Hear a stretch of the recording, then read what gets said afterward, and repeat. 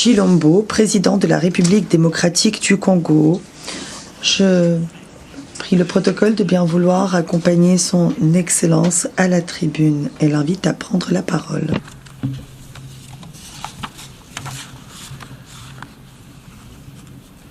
Madame la Présidente, Monsieur le Secrétaire général, Excellences, Mesdames et Messieurs les chefs d'État et de gouvernement, distingués délégués, Mesdames et Messieurs,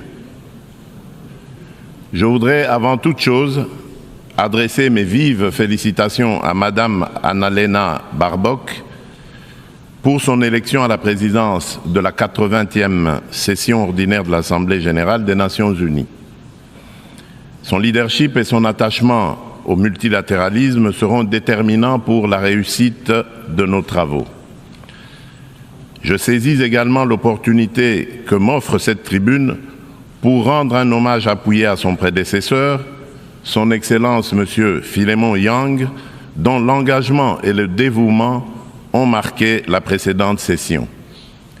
Enfin, je réaffirme la pleine confiance de mon pays dans l'action du secrétaire général des Nations unies, M. Antonio Guterres, pour ses efforts constants visant à renforcer notre organisation et à promouvoir des solutions aux défis qui menacent la paix, la sécurité et la prospérité dans le monde, en particulier dans la région des Grands Lacs d'Afrique, dont fait partie la République démocratique du Congo. Madame la Présidente, je salue la pertinence du thème retenu pour cette 80e session, Mieux ensemble, plus de 80 ans au service de la paix, du développement et des droits humains. Il met en lumière 8 décennies d'efforts conjoints d'une organisation vouée à la paix, au développement et au bien-être universel, fondée sur une promesse indéfectible de sécurité collective. Le 80e anniversaire de l'Organisation des Nations Unies, garante de cette sécurité depuis 1945, est l'occasion de réaffirmer les vertus d'un multilatéralisme efficace et de rendre hommage à l'idéal de paix, de dignité humaine et de solidarité entre les nations qui inspira ses fondateurs. Si l'Organisation des Nations Unies demeure un pilier de la régulation des relations internationales, de la prévention et de la résolution des conflits, ainsi que de la promotion des droits humains et des libertés fondamentales, elle est aujourd'hui confrontée à des défis systémiques qui éprouvent sa crédibilité et sa capacité d'action. Les profondes mutations de notre époque, notamment la persistance des conflits armés, le dérèglement climatique, les crises humanitaires récurrentes et les menaces transnationales protéiformes nous rappellent que le multilatéralisme n'est plus une option, mais une exigence incontournable qui s'impose à tous. Nous restons convaincus que les réponses aux défis du XXIe siècle ne peuvent émerger que de solutions collectives fondées sur la coopération, la justice et la responsabilité partagée. Madame la Présidente, à la suite de son élection en juin dernier, la République démocratique du Congo s'apprête à siéger au titre de membre non permanent du Conseil de sécurité pour la période 2026-2027. Je réitère au nom de mon pays nos remerciements les plus sincères aux États membres pour la confiance et la solidarité exprimées.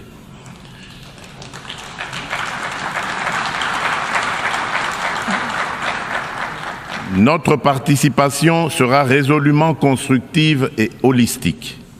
Elle s'articulera autour de 2 priorités indissociables, paix et sécurité d'une part, et prévention et résolution des conflits d'autre part. Nous entendons également contribuer activement à l'élaboration et à la mise en œuvre du nouvel agenda pour la paix afin d'apporter, à la lumière de notre potentiel et de notre expérience, une impulsion à la réforme des opérations de maintien et de consolidation de la paix, ainsi qu'à l'adaptation du système de sécurité collective des Nations Unies. S'agissant de la réforme du Conseil de sécurité, mon pays réaffirme la position commune africaine telle qu'énoncée dans le consensus des Oulouini et la déclaration de Sirte. C'est-à-dire, l'Afrique doit bénéficier de 2 sièges supplémentaires dans la catégorie des membres non permanents et de 2 sièges dans celle des membres permanents, avec les mêmes droits, y compris le droit de veto, les mêmes privilèges et les mêmes obligations que les membres permanents actuels.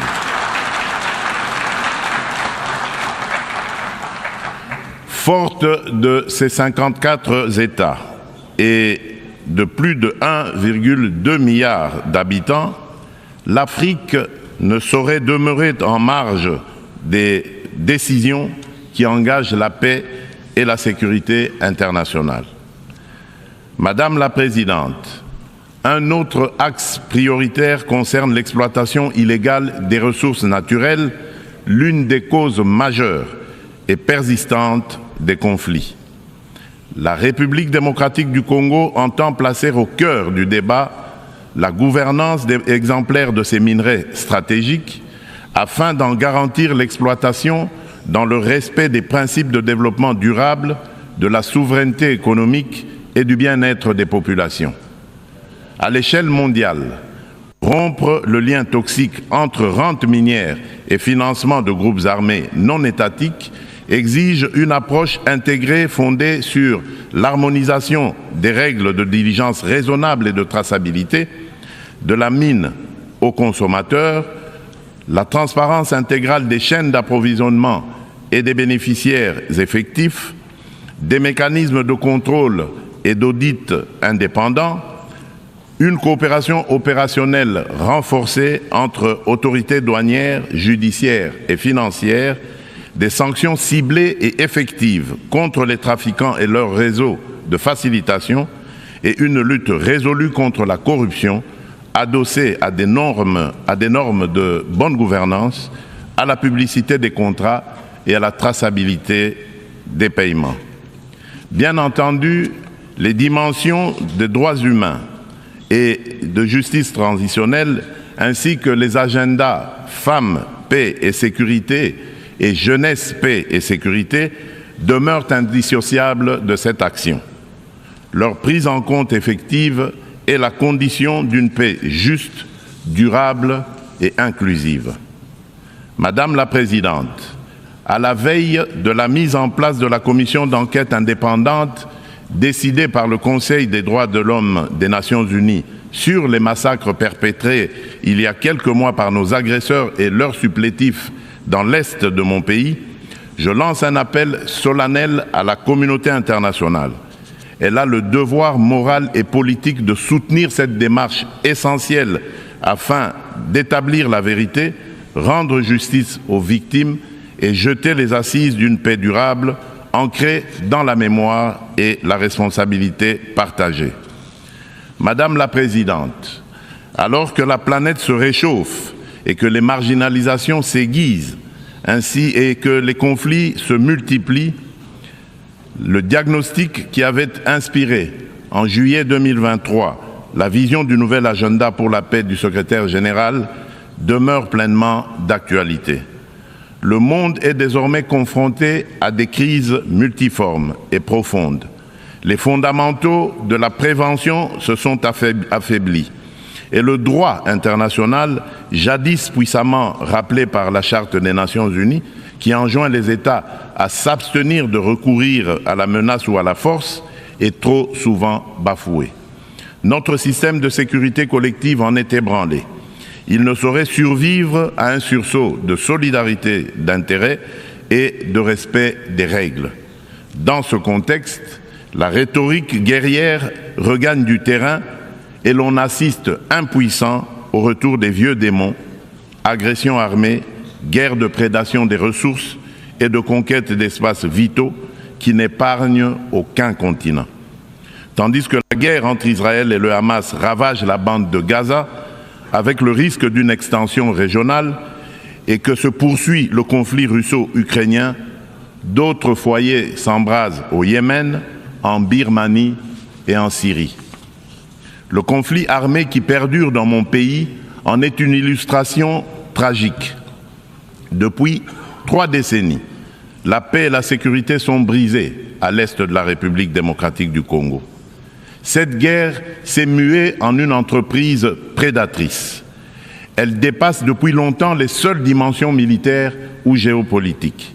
Elle vise à piller nos ressources, effacer notre mémoire collective et détruire nos communautés. Les conséquences sont désastreuses.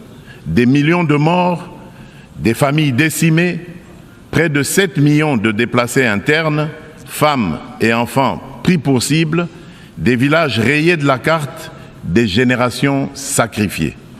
Dans plusieurs régions de l'Est, tous les marqueurs d'un projet d'extermination sont réunis. Les Nations Unies elles-mêmes, à travers le rapport Mapping, ont documenté l'ampleur des atrocités.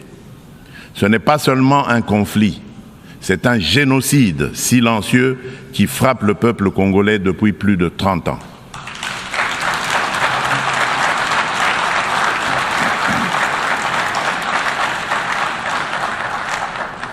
En juillet dernier encore, plus de 300 civils, dont 48 femmes et 19 enfants, ont été massacrés dans le territoire de Rutshuru par l'AFC M23 avec l'appui des forces de défense du Rwanda.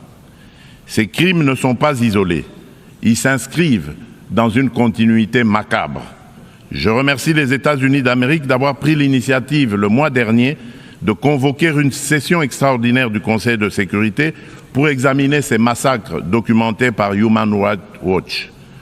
Pour mettre un terme à ce conflit, le Conseil de sécurité, par sa résolution 2773 du 21 février 2025, a notamment exigé le retrait du M23 des villes de Goma, Bukavu et de toutes les zones sous son contrôle, le démantèlement des administrations parallèles instaurées en violation de la souveraineté de la République démocratique du Congo, ainsi que la cessation de tout appui direct ou indirect au M23.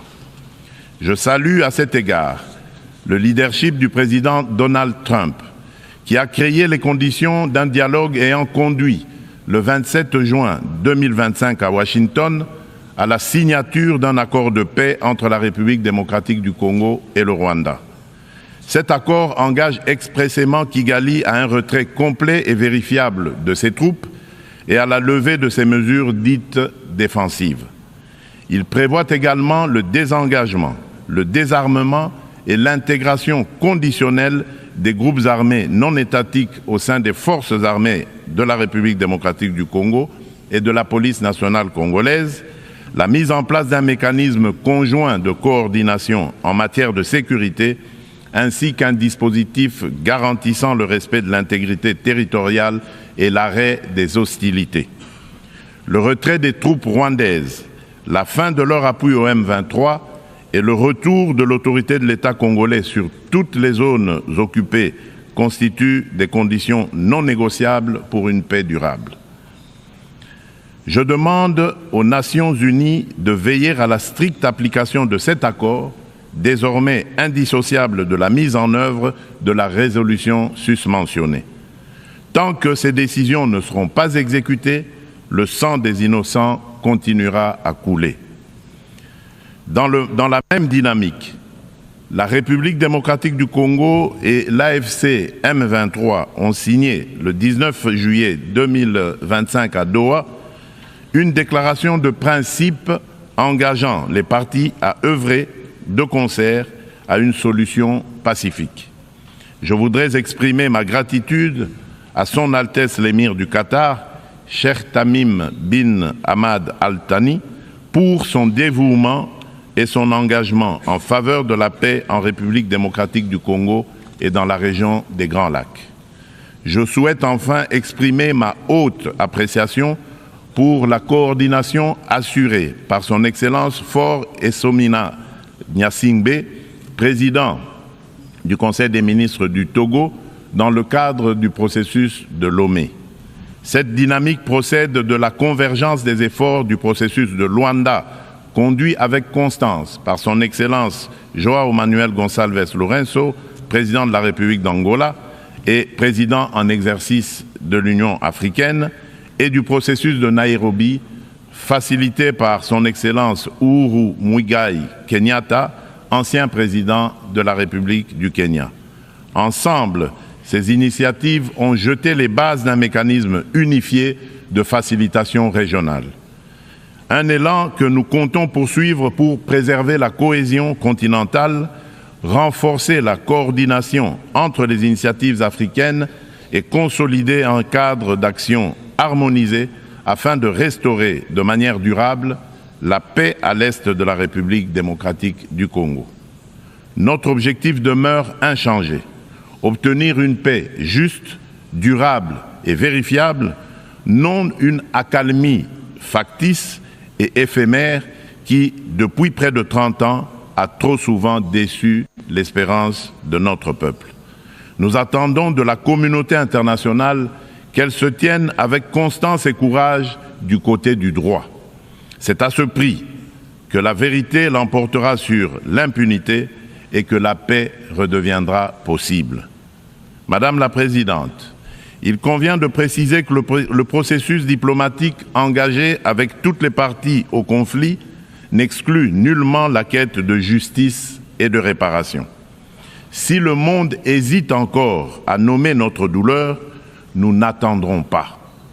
Nous en sommes les premiers témoins. Nous en serons les premiers artisans de justice. Mais nous avons besoin de votre solidarité, de votre soutien et du respect plein et entier du droit international.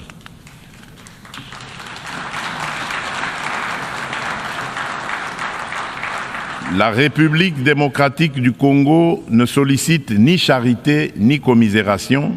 Elle exige justice, vérité et dignité.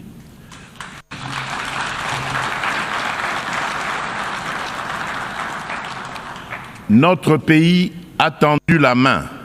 Nous avons signé des accords de paix, accepté le dialogue, pris des engagements pour la réconciliation. Mais une paix factice, bâtie sur l'impunité et l'oubli, n'est qu'un armistice précaire. L'histoire ne jugera pas nos discours, mais notre capacité à reconnaître les crimes de masse, y compris les génocides, et à mettre fin à l'impunité.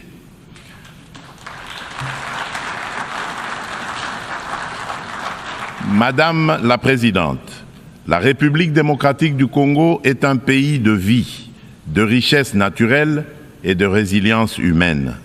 Nous voulons contribuer à la paix mondiale, mais la paix commence par la reconnaissance de notre propre tragédie. J'adresse à cette Assemblée un appel solennel. Reconnaissez le génocide congolais, soutenez notre combat pour la vérité et la justice et aidez-nous à bâtir enfin une paix durable au cœur de l'Afrique.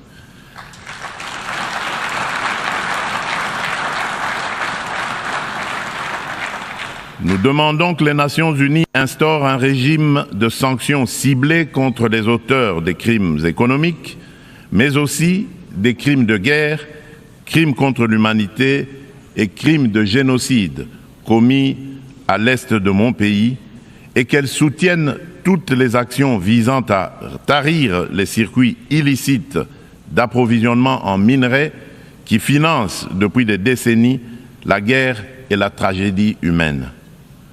Ces actions doivent être conduites avec l'appui de l'Union africaine, des Nations unies et de nos partenaires au développement, en impliquant les États limitrophes, les entreprises qui achètent et transforment ces minerais du sang, les institutions financières par lesquelles transitent les flux, ainsi que les organisations de la société civile. Je le dis solennellement devant cette Assemblée, la communauté internationale a le devoir moral et politique de reconnaître cette tragédie pour ce qu'elle est, un génocide, et d'agir en conséquence. Le silence et l'inaction face à ces crimes s'apparentent à une complicité. Nous demandons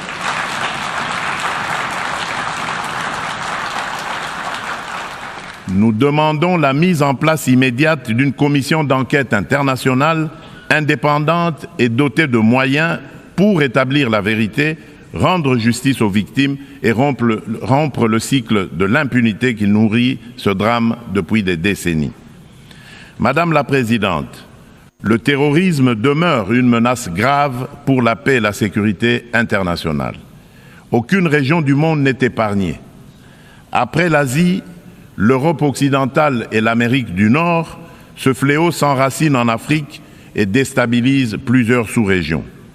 Al-Qaïda au Maghreb islamique, bien que fragilisé par l'action internationale, conserve ses capacités dans des zones grises et diffuse son influence. Boko Haram au nord du Nigeria et Al-Shabaab en Somalie maintiennent une emprise territoriale significative. En Afrique centrale, après les ravages causés par la Lord's Resistance Army, LRA, de Joseph Kony, le nord-est de la République démocratique du Congo subit les exactions des forces démocratiques alliées, les ADF, un groupe terroriste ougandais ayant fait allégeance à l'État islamique. Ces groupes extrémistes ont laissé derrière eux un lourd tribut humain et continuent de menacer la stabilité régionale. Membre de la coalition mondiale contre Daesh, la République démocratique du Congo appelle les Nations unies à s'engager plus résolument dans la mise en œuvre des recommandations de la dite coalition et du processus d'Aqaba, à savoir le partage renforcé de renseignements, l'assèchement des financements, la lutte contre la propagande et contre les sanctuaires, ainsi que le soutien accru aux communautés victimes dans le plein respect du droit international humanitaire. Madame la Présidente, face à l'urgence climatique, l'accord de Paris demeure le cadre juridique essentiel pour la redevabilité des États en matière d'émissions et d'adaptation afin de contenir le réchauffement à 1,5 degré Celsius. À ce titre, la République démocratique du Congo a adopté son plan national d'adaptation 2022-2026. Nous nous sommes engagés à arrêter et à inverser la perte de forêt et la dégradation des terres d'ici 2031, tout en promouvant un développement durable et une transformation rurale inclusive. Depuis décembre 2021, un ensemble de mesures soutient la restauration des paysages forestiers, notamment le programme Jardin scolaire pour 1 milliard d'arbres à l'horizon 2030, destiné à renforcer la séquestration du CO2 et la résilience des écosystèmes.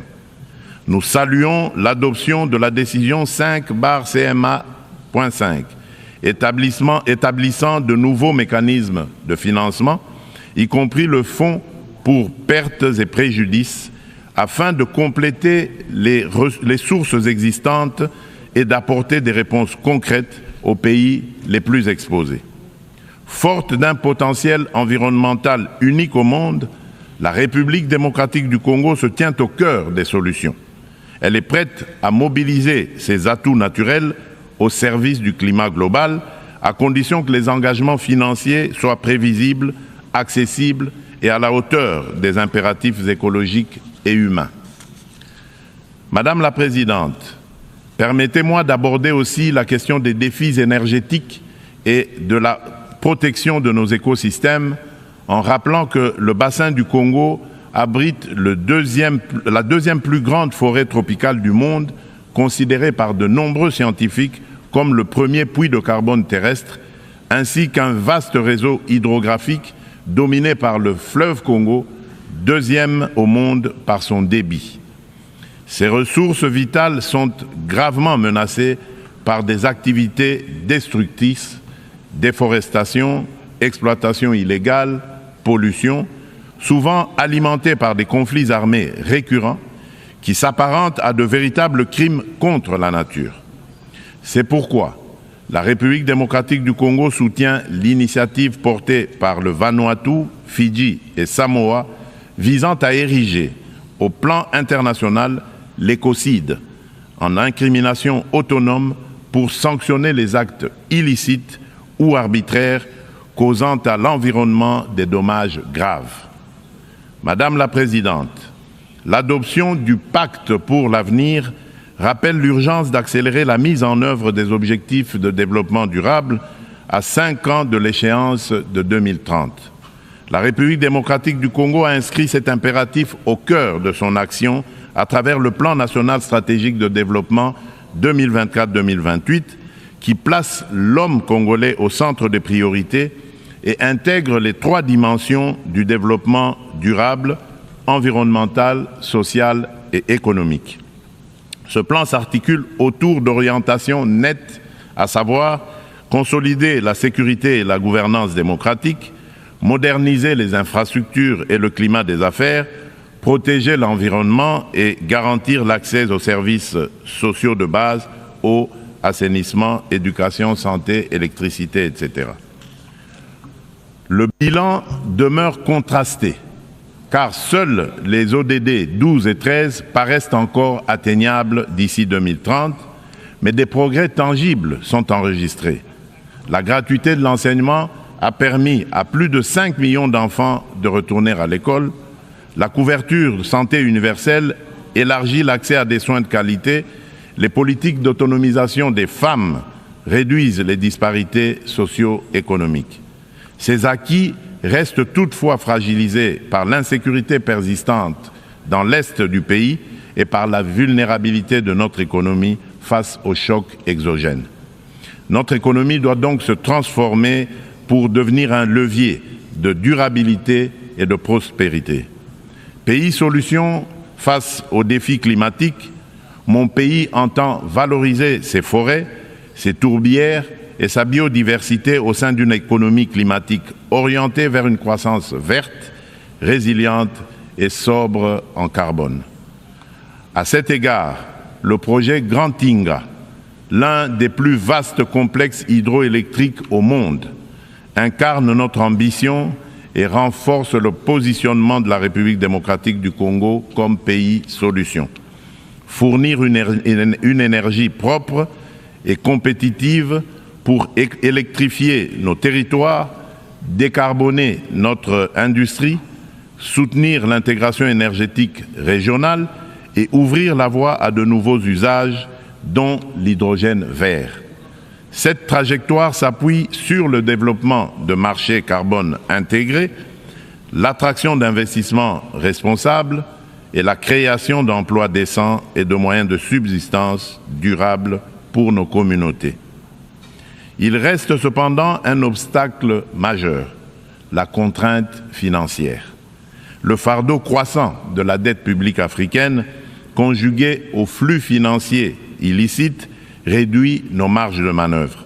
Les besoins additionnels pour atteindre les ODD en Afrique sont estimés à 1 600 milliards de dollars.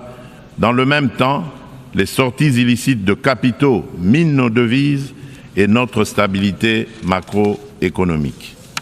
D'où la nécessité d'une réforme urgente de l'architecture financière internationale afin de garantir aux pays en développement un accès juste et prévisible à des financements concessionnels alignés sur leur trajectoire nationale, y compris via une meilleure recanalisation des DTS, la capitalisation des banques multilatérales de développement, des facilités de liquidité contracycliques et une lutte renforcée contre les flux illicites.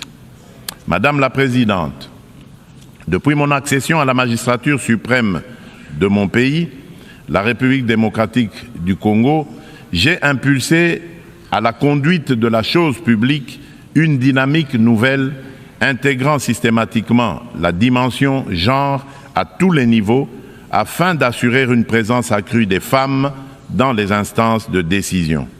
À titre illustratif, la part des femmes au sein du gouvernement est passée de 17% en 2019 à 32% en 2025.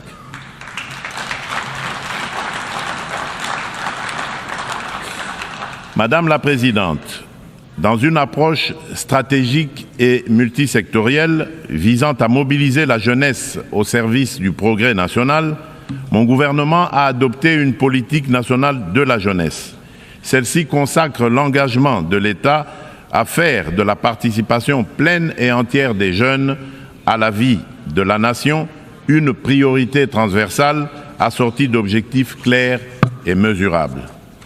Madame la Présidente, la République démocratique du Congo aspire à la paix, à la justice et au développement.